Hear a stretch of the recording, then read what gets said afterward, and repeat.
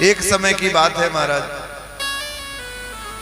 एक महाराज बैठे थे, सीताराम सीताराम सीताराम कर रहे थे अयोध्या में बैठ के। तब तक वहां से एक पथिक जा रहे थे, गए संत भगवान से पूछे कि हे प्रभु ये बताइए कि आप सीताराम सीताराम दिन भर करते हैं, आपको क्या मिलता है? संत भगवान कहे कि यहां से चले जाओ, मुझे अपने सीताराम में मग्न रहने दो। पुनः सीताराम सीताराम करना प्रारंभ कर दिए, लेकिन वो परेशान करना प्रारंभ कर दिए कि ये बताइए अगर मैं भोजन प्रसाद नहीं पाऊंगा तो क्या आपके सीताराम हमें पवाएंगे? तो संत भगवान को क्या हुआ? क्रोध आ गया। क्या क्रोध आया महाराज? कि अगर आप नहीं पाओगे तो हमारे भगवान आपको डंडे से मार के पवाएंगे। अब मन में प्रण कर लिया कि आज देखते हैं भगवान मार के डंडे से पवाते हैं कि नहीं पवाते।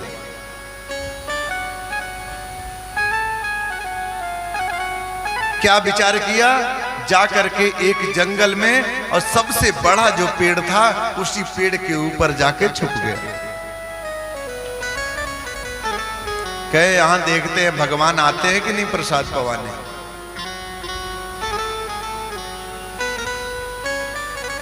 और जाकर के जब पेड़ के ऊपर छुप गया तो कुछ समय और व्यतीत हुआ, और जब महाराज कुछ समय व्यतीत हुआ तो वहां पर कौन आया? लकड़हारे आ गए, लकड़ी काटने वाले।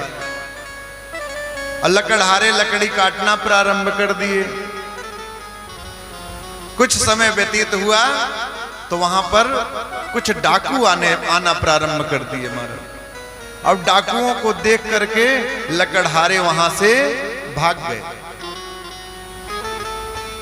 लकड़हारे तो भाग गए महाराज, लेकिन जो भोजन प्रसाद लाए थे वहीं पर अपनी पोटली छोड़ दी। अब डाकू आए, डाकू का सरदार देखा कि इसमें भोजन है, कहा एक काम करो इस भोजन को सब लोग फटाफट पालो।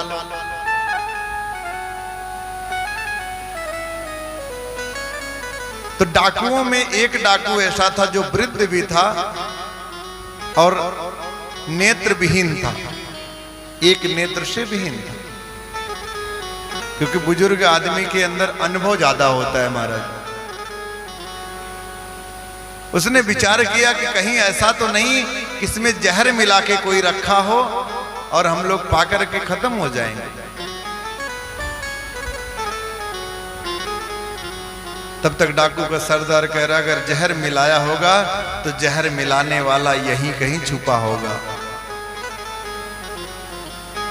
जो संत भगवान से प्रण करके आए थे कि हम जाकर के छुप जाते हैं, देखते हैं कि भगवान हमको भोजन पवाते हैं कि नहीं पवाते हैं। और संत भगवान ने तो वाक्य बोल दिया कि अगर नहीं पाओगे तो हमारे भगवान आपको मार के पवाएंगे। अब डाकू खोजना प्रारंभ कर दिए और खोजते खोजते इन्हीं को देखे सबसे ऊपर पेड़ पर बैठे थे, और इन्हीं को उतार के ले आए महाराज। और ले आने के बाद कहे एक काम करो, इसको पहले भोजन पवाओ, अगर जहर मिलाया होगा तो तुरंत खत्म हो जाएगा। अब वो भोजन इनको पवा रहे हैं और ये कह रहे मैं भोजन नहीं करूंगा। अब डाकुओं को शक हो गया महाराज कि निश्चित इसने ही जहर मिलाया है, अब कोई और नहीं है। अब डाकू कहने लगे अगर नहीं पाएगा तो मेरे डंडे से मार खाएगा, और मारना प्रारंभ कर दिए महाराज। लेकिन अब मरता क्या न करता। और जब मारना प्रारंभ किए और कहने लगे अब अगर नहीं खाया तो प्राण से मार देंगे, तब वो तुरंत भोजन पाना प्रारंभ कर दिया। और जब महाराज भोजन पा लिया तो डाकुओं ने बोला ये बता, जब इसमें जहर तूने नहीं मिलाया था, इसमें जहर नहीं था, तो भोजन क्यों नहीं पा रहा था? तो बताने लगे कि हम मार्ग में आ रहे थे और एक महात्मा सीताराम सीताराम कर रहे थे, उनसे मैंने जाकर के पूछा कि सीताराम करने से क्या फल मिलता है। तो उन्होंने कहा कि जाओ यहां से। मैंने कहा क्या सीताराम आपके भोजन हमें पवा देंगे? अगर नहीं पाएंगे तो उन्होंने हमें श्राप दे दिया कि अगर तू नहीं पाएगा तो हमारे सीताराम तुम्हें मार के पवाएंगे।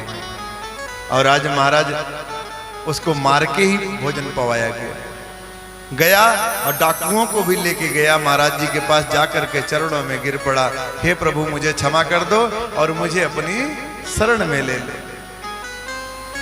तुरंत उसको शरण में ले लिए। वो कोई और नहीं थे महाराज, मलूक दास जी थे। और उसी समय उन्होंने कहा, अजगर करे न चाकरी, पंथी करे न काम, दास मलूका कह गए सबके दाता राम। ये महाराज घटना किसी और की नहीं, मलूक दास जी की है और ये घटना सत्य है, वर्णन है इसका। और उस दिन से मलूक दास जी सर्वस्व त्याग करके संत बन गए। और जितने डाकू थे, जितने डाकू के संग में थे महाराज, सब संत बन गए। प्रेम से बोलिए संत भगवान